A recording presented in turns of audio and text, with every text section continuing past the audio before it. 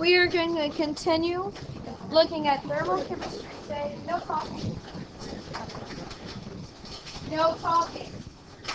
We're going to continue looking at thermochemistry today. And we probably are going to finish up this chapter, if not really early on Wednesday, and move on to chapter 7. Yeah, but only 2 more weeks, so things can break. That's exciting. So, we have been looking at our delta H of our reaction and being able to use that delta H. So we're going to continue looking at that, and we're going to look at what we call in the next couple of slides.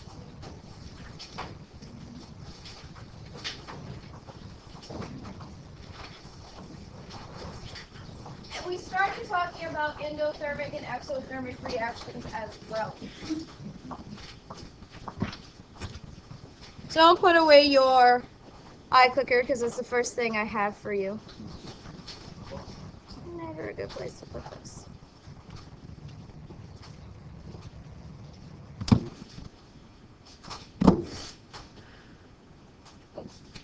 Turn the light on.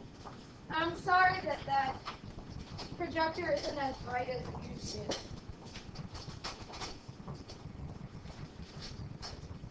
I should be able to see a little better with the lights down.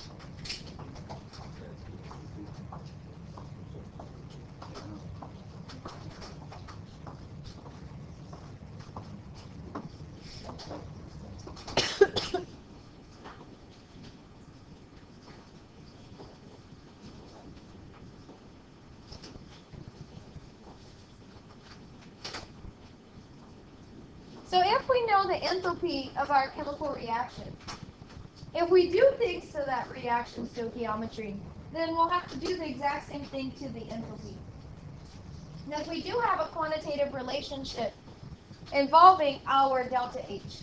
So if our reaction is multiplied by a certain factor, meaning our stoichiometric values are multiplied by a certain factor, we can calculate the delta H because we would just multiply the delta H by that factor.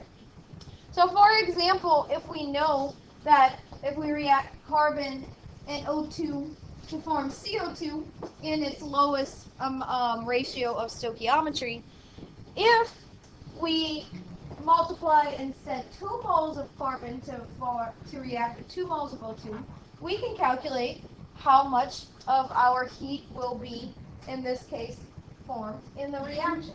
So we can do that by just multiplying our delta H by that number. Because of course, we don't always set up a reaction 1 mole to 1 mole. Sometimes we use multiple moles. If our reaction is reversed, then the delta H of the sign of delta H is reversed. So if that reaction, carbon plus oxygen to form CO2 releases energy, then the backwards reaction, CO2 to break apart to form carbon and O2, is going to actually take the equal amount of energy, assuming the backwards reaction is accessible. All reactions are reversible. Sometimes it just takes too much energy to be practical. But in theory, all reactions could be reversible. So all we have is a relationship. It's equal but opposite. So if we look at this example, if I give you a reaction and I give you the delta H, and I want to know the enthalpy for the other reaction, first off note, it's the backwards reaction. So it's going to have the negative sign. So we, in our first reaction, was given off 1,418 kilojoules of energy. So that means that in this one, we're going to be taking in energy. This is the reverse. But also, we divided each stoichiometric by 2. So we have to divide this by 2. So it's going to be a positive 709 kilojoules. So if we know our original reaction and our delta H, and we do something to that reaction, reverse it, multiply it by a number. Now notice, we divided all of our factors by 2. I can't just divide CO2 by 2 and not do it to everything in the reaction. That's not how that works, because we're just talking about a mole relationship. So this brings us to Hess's law. If a reaction can be expressed in a series of steps, So a series of reaction steps. Then the delta H for the overall reaction is just going to be the sum of each of those steps. We will have to pay close attention to our sign of our delta H's. So we can represent that here in pictorial form. Let's say that we have a reaction A plus 2B gives us C, and that's going to be our delta H. And then C plus gives us, C decomposes to form 2D, that gives us our delta H2. If these two things add up to the reaction that we want, which is A plus 2B gives us 2D, then our delta H is just going to be our delta H1 plus our delta H2. In other words, the difference. So it took this much energy, but the second reaction released this much energy, so our net energy is just adding those two things. It released more energy than it took in, so of course our sign in this case would be negative, because we are releasing more energy than it took. So that's just Hess's law. And this is really important because sometimes we can't get the delta H of an exact reaction, but we can figure out the delta H's of the reactions that can add up to it. So we'll be using this. So if we look at this example, if we're trying to figure out our delta H for this reaction, and we know the delta H's for these two, what we need to do is figure out a way where we can add up these two reactions to equal this one. Now you can consider the sign, our reaction sign, as the fact that if two of the same thing are on two sides of the reaction sign, they cancel out. So remember, we kind of did that when we looked at our spectator ions, because they're not actually participating in the overall reaction. So first off, it's easy to pick out something and figure out what's going on. So we see copper. Copper is in both of these, so let's not look at copper, because copper solid's in both reactions. But CuCl2, I'm sorry, CuCl, both of them. Let's start with CuCl2. CuCl2 is only in reaction 1, so that has to be coming from reaction 1. We're not going to focus on that right now because that's in both. So since this is only from reaction 1, we're going to use reaction 1, but notice CuCl2 is on the product side, but here it's on the reactant side. So we're going to have to flip it. Now we have our CuCl2, and right away I'm going to rewrite my delta H, but I'm going to flip the sign, because I had to flip it to have CuCl2 on the reactant side. I flip the sign right away so I don't make a mistake. The next easy one is CuCl. CuCl is only in the second reaction, so it has to be coming from that reaction. It's in the product side in this reaction. It's in the product side here, so we don't have to worry about flipping it. I'm just going to rewrite it. And I'm just going to rewrite the delta H exactly as it originally was. Now, I may have to use a multiplier for this if we don't fully cancel out, but I'll always first check. So, of course, copper, CuCl2, and CuCl, they won't cancel out. But we have copper on both sides of our reaction arrow. And it's really easy when you're writing these out to line up your reaction arrows. But notice we have 2 copper solids on this side and only 1 on this side. So only one of these are going to cancel out. So we're going to be left with copper solid on this side of the reaction arrow. Only 1. Because 2 minus 1 gives us 1. Then we have Cl2 on both sides, and they fully cancel out if they're on both sides. So that gives us our overall reaction, and our stoichiometry should be correct. So since that gives us our overall reaction, then we can add these together to get our full delta H. Don't do this step until you know that this adds this together to work. So we might have to actually multiply by a certain number. Now remember, whatever we multiply by the entire reaction as well as the delta H if we do have to use a multiplier. Don't just multiply it by what we're looking for. So Cl2 fully canceled out and is not in my final product. If that hadn't been the case, I might have had to use a multiplier to make sure it did, because Cl2 is not in my final reaction. Let's go through another example. This one has 3 possible starting reactions. Now, just because I give you multiple starting reactions doesn't mean that I'm necessarily going to need all of them, but you might. So, again, the easiest way to start out with is to find something in the reaction you're looking for that's not in multiple of these. Because it's in multiple of those, it's a little bit harder to use as your reaction. So what we can see is, first off, N2 is not in our final product, and it's in 2 reactions, so we know we won't be using that. And we'll want it to eventually cancel out. And we also have NO in 2 of our reactions, but our NO2 is only in reaction 1. And again, it's on the product side in reaction 1, but we need it on the reactant side. So we're going to have to flip that reaction. And automatically, I'm going to write my delta H with 116 with a positive sign. I don't want to do that too fast. I'm going to talk about the multiplier in a second. The next one that I can look at, again, H2O is problematic. It's in multiple of those reactions. Is it? No, it's only in 1. So we can use reaction 2 for H2O. And we would just put it forward. And again, I'm just going to rewrite my delta H as negative 256 kilojoules because, of course, I didn't change anything. NO is in 2 different reactions.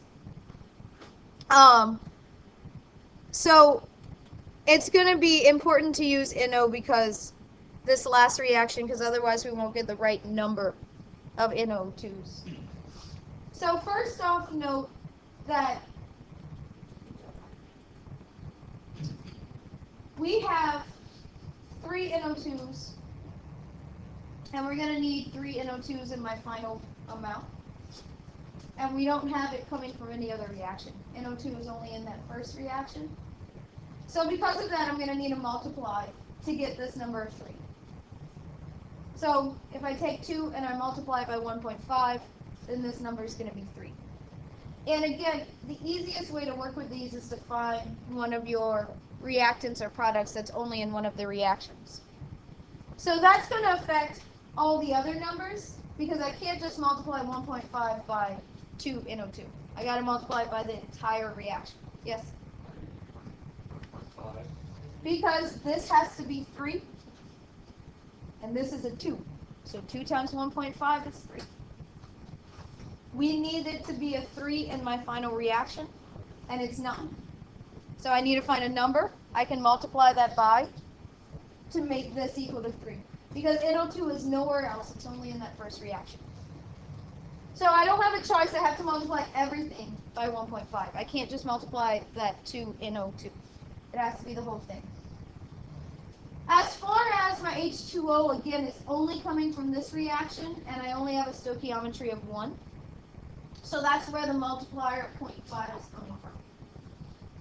Because this is a 2, and it needs to be a 1, so if I multiply it by 0.5, that's going to make this stoichiometry for both of these correct. And as soon as I do that, I want to do that here, so I don't forget to. If I do it to the reaction, I have to do it there.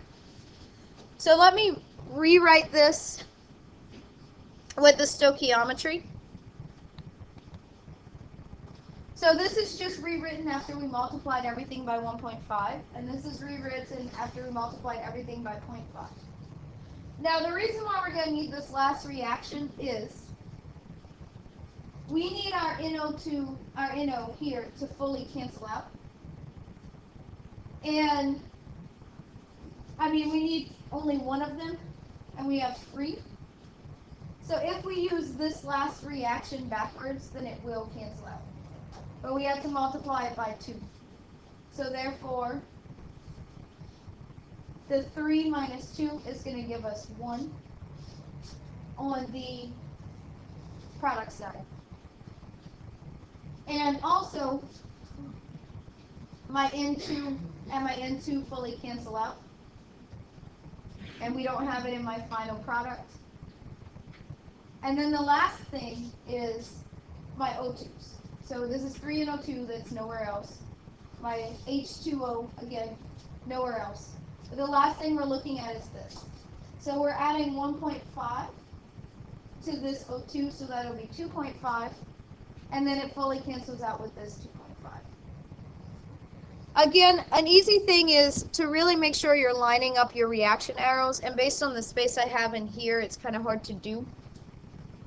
But it's easier to see if you make sure all your reaction arrows are lined up. So 1.5 plus 1 is going to give us 2.5 on our product side, and we have 2.5 on our reactant side. So they completely cancel out. So now that I know that they completely cancel out, now I can add these together.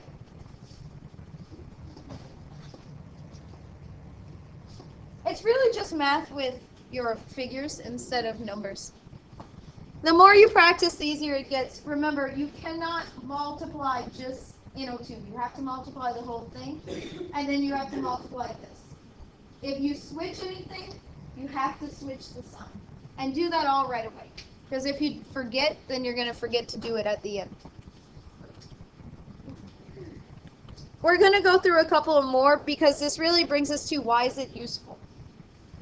Well, again, why it could be useful is because sometimes we have small reactions that have known delta H's, and we're trying to calculate our delta H of an unknown reaction. And sometimes it's really hard to do the actual reaction in the lab of that reaction. So if we have some known reactions, then we can do Hess's law. So the standard state is the state of a material at defined conditions. Again, 1 atm pressure is what we're typically looking at for these. If it's a pure solid or liquid in its most stable form at exactly 1 atm pressure and temperature of interest. So whatever state it's in at 1 atm pressure and typically 25 degrees Celsius. So if it's a liquid at that state, that's in standard. If it's a solid at that state, that's in standard. And the substance is in a solution. If it is in the solution, it's a concentration of 1 molar. So that's our standard so things can be comparable. I had to go back. So the standard enthalpy change, delta H, is the delta H at these specified conditions. And you can look up these for a lot of formation reactions, which we can use to apply Hess's law to figure out delta H of a reaction that we didn't even do in the lab, based on these known ones. So the standard enthalpy of formation, delta HF, is the enthalpy change of a reaction forming 1 mole of pure compound from its constituent elements. So that's an example of the reaction I showed before with carbon solid and oxygen to form carbon monoxide. That would be a enthalpy formation. And if we can have some of these standard enthalpy of formation reactions add up to give us an unknown reaction, then we can figure out our delta H of that unknown reaction without doing the experiment.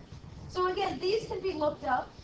Someone did it at some point and it's recorded, but specifically it's recorded at these standard state conditions.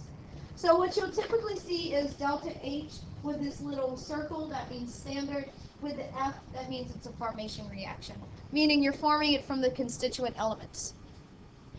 The delta H formation for a pure element in its standard state is going to be 0 by this definition.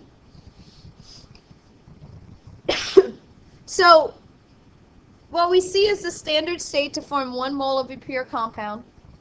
If you're not sure, find the form in an appendix, and that's the one where the delta H of formation is going to be 0. Since it requires 1 mole of compound to be made, the coefficient of the reactions might be fractions because of this 1 mole standard. So this is just based on the definition.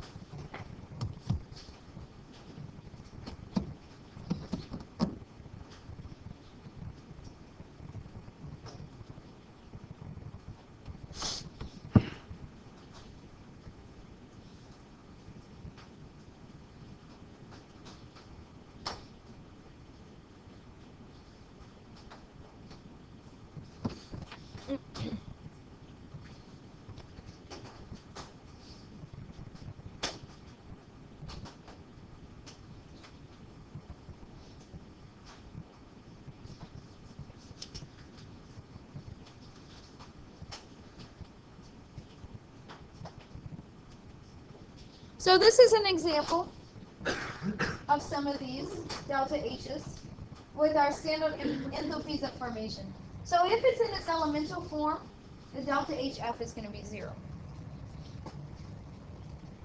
But we can use these to figure out our answers. So also, carbon graphite, that is elemental form. Carbon diamond, that's not the elemental form of carbon. So you can see that with our delta H not being 0. So if you ever didn't know what was our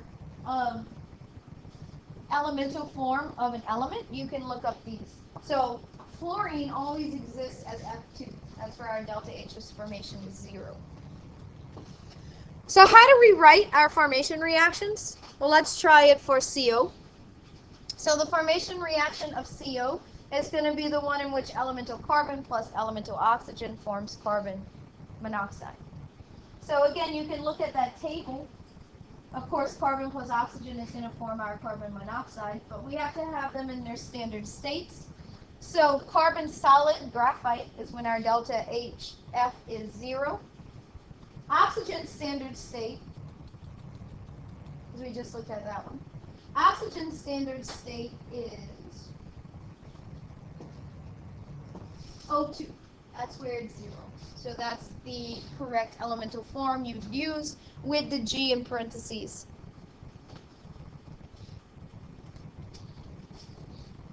So our actual formation reaction would be carbon plus O2 gives us CO.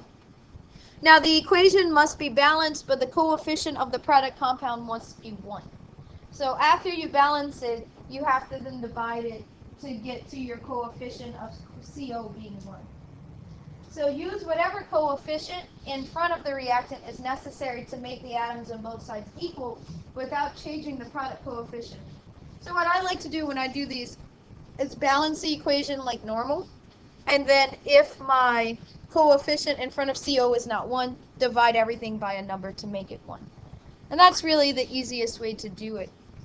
So in this case, if I did balance it like normal, of course I have 2 oxygens and 1 carbon, so I'd have to have a 2 there. Now that isn't set to be 1 like it should, so I can divide the whole thing by 2. Now remember, I have to divide everything by 2.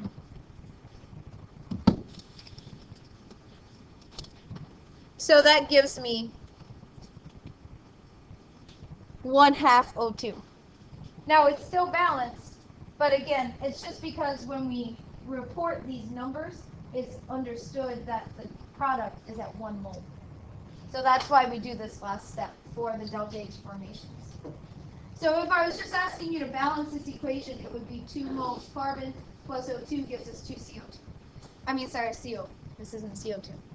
But the correct actual one at delta H formation is the last one. So if we look at this one, the correct answer would be C. B is not the elemental form of iron, for sure.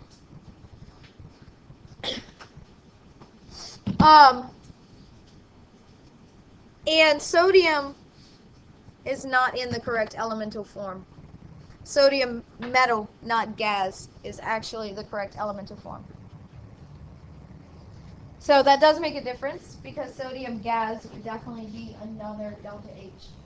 And then, of course, C2H5OH is not the elemental form. That's pretty straightforward. So I'll give some partial credit for A, but sodium's not in the correct elemental form. I will give you that figure if I ask you to do that. I don't expect you to necessarily memorize them. So let's look at this example. We're looking at CO2. So again, we're taking carbon and oxygen just like for carbon monoxide. So it's going to be carbon graphite solid and O2 gas. And here now we're forming CO2. So the big difference is going to be our coefficients. Now in this case, we have 1 carbon, 2 oxygens, and 1 carbon and 2 oxygens in our product. So we're already balanced, and CO2 is at 1. So this is the correct delta H formation. We don't have to do anything more here. It's already balanced, and our coefficient of our product is 1. If we look at Al2SO4, we are putting together aluminum, sulfur, and oxygen. So our delta H formation is going to contain all 3 of those elements in their elemental form. It doesn't matter that SO4 is a polyatomic ion. When we're doing the delta H of formation, we're taking all the elements in our product and putting it in the elemental form. So, aluminum solid is the elemental form. That's where aluminum is 0 on this. And again, you don't have to necessarily memorize all these. I'll give you this chart. And there's a bigger chart in the back of the book. It might not be on this chart. If I give you one of these, it'll be part of the chart. Sulfur is in the solid rhombic form. That's where our delta H formation is 0. And then again, O2 gas. And then we need to balance it to where aluminum has a coefficient of 1. So if we have our, how do we calculate our standard enthalpy change for a reaction? So any reaction can be written as the sum of its formation reactions. Because to form that compound, in theory, you have to use the elements to form it. So, therefore, any reaction can be written as a sum of formation reactions. Or the reverse of the formation reactions, depending on what we're talking about. So again, we can use Hess's law. So we'll look at some more of this with Hess's law. For the reactants and the products. We can also use this equation. And I'm going to show you that it works, whether you use this equation or you use Hess's law, they both work. So we'll look at both of those. So our delta H of our reaction at standard conditions, that's what that 0 means, is going to be the sum of N times our delta H of products minus the sum of N times our delta H reactants. So it's our products minus reactants. And the N is the coefficient of the reaction. So whatever is the coefficient in front of those. So I'm going to show you going through Hess's law using both routes. Hess's law and using that one.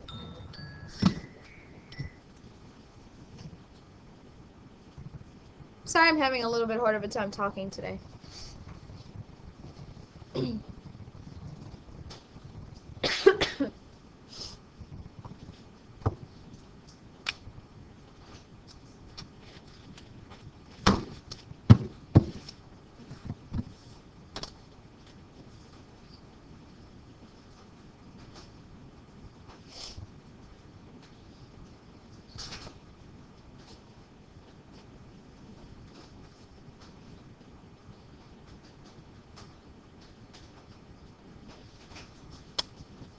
And again, this is not something that you have to memorize. It would be given to you if it's necessary. So let's look at an example, and I'm going to show you that both the formula and Hess's law would work for these. So calculate the enthalpy change in this reaction. So first off, we can go through Hess's law by writing the formation reactions of the compound to determine our delta H. So the formation of C2H2, this number comes from this on the table, and this is our formation reaction. And again, remember, this has to be at 1 mole. So if it's a formation reaction. And here's the formation reaction of that CO2. Again, we just talked about doing that one. And then lastly, our formation reaction of H2O. Oh, not lastly, we have one more. Of H2O here. And then these are our delta H, and these numbers would correspond with if we look at that table for H2O liquid. Now, if it's H2O solid, that's a different number. So you need to make sure that you're at the state that's required for your reaction. So this reaction is saying we're forming H2O liquid. You want to make sure you're using the correct delta H formation. H2O solid would be a different number. So keep that in mind. So we can actually use Hess's law, again, because these 3 reactions can add up to give our overall reaction of 2 moles C2H2 plus 5 moles O2 forms 4 moles CO2 plus 2 moles H2O liquid. So we can actually use them. So again, our C2H2 is only coming from reaction 1, but we have to flip it because C2H2 is in our starting material. It's not in our product. So I can rearrange it that way. Now, I also have to multiply that entire reaction by 2 because we have 2 moles of C2H2, and of course this formation reaction is for 1 mole. So when I do that, I have to take my delta H for that reaction that was here, multiply it by 2, and switch the sign, because this is switched, and the whole reaction has been multiplied by 2. Again, just like we were doing Hess's law before, we have to multiply the entire reaction by 2, not just C2H2. That's not how it works. The whole thing has to be multiplied.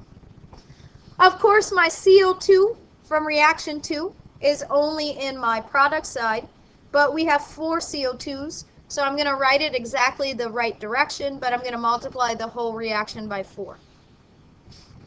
So my sign doesn't change for my delta H, but I am multiplying it by 4. Lastly, my H2O liquid is only in my last formation reaction, of course. So it's again in my product side. I'm good there. But I do have 2 moles of H2O liquid, so I have to multiply that whole reaction by 2. So this is, again, I'm going to take my delta H. I'm going to keep the sign the same, multiply it by 2. Now you could just add this up, but before you do that, to make sure you didn't make a mistake, add up your reaction to make sure it adds up to the final reaction that you're looking for. So we know our 2C2H2 gas is fine, but we don't have carbon solid in either of our products, but that fully cancels out. We have 4 carbon solid on this side and 4 on this side. So that cancels out. 4 carbon solid minus 4 carbon solid is 0 carbon solid. My O2, well, let's look at H2. I shouldn't have H2 in my final product, but I have 2 moles H2 here, 2 moles H2 here. Again, 2 moles minus 2 moles is going to be 0 moles. So H2 fully cancels. I should have 5 moles O2 on my reactant side. I have 4 moles O2 plus 1 mole O2. That equals to 5. So when I do this, I get my overall reaction is in fact the reaction I'm looking for. So since it is, I can just add these numbers. If it's not, you might have to go back and do something else. Lastly, if I take that same reaction, this is the answer I got here, negative 2,600.4 kilojoules. So that's Hess's law. I could also apply it to this reaction, to this equation. Now remember, it's products minus reactants. That's really important. So 4 times my delta HCO2, because I have 4 CO2s, times 2 plus 2 times my delta H2O, because I have 2. Now again, that delta H should be the one for liquid, not for solid. Minus 2 times delta HC2H2, because we have 2 and 5. So that's plugging it in. And my delta H reaction is exactly the same number from using Hess's law. So you can use both ways, and you should get the correct answer. Again, these delta H formations, you don't need to memorize that. That would be given to you. But since O2 is in its solid elemental form, you should recognize that would be 0.